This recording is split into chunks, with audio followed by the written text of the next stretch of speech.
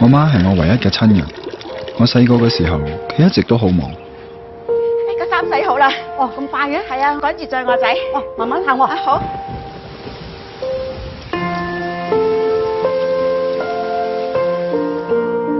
只有喺食飯嘅時候，我先見到佢。家煩惱。無論幾忙都好，佢都會陪我食飯。家煩。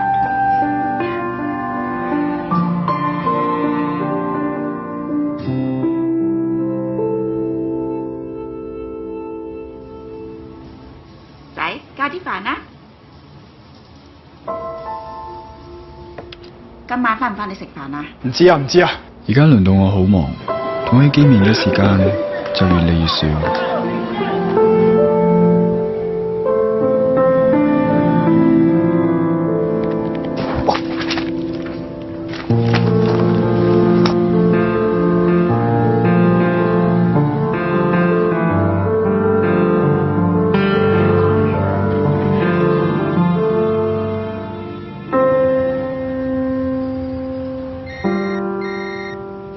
Hello，媽。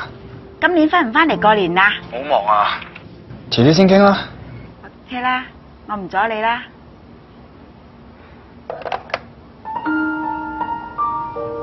過年咯，今年又唔返啊？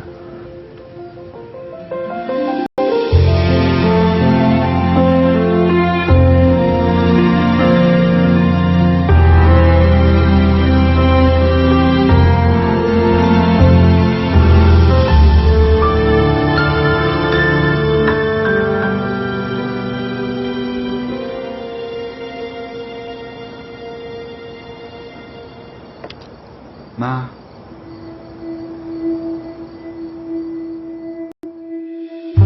我終於明白佢點解時時叫我加飯。其實我食耐啲嘅話，我就可以陪多佢一陣。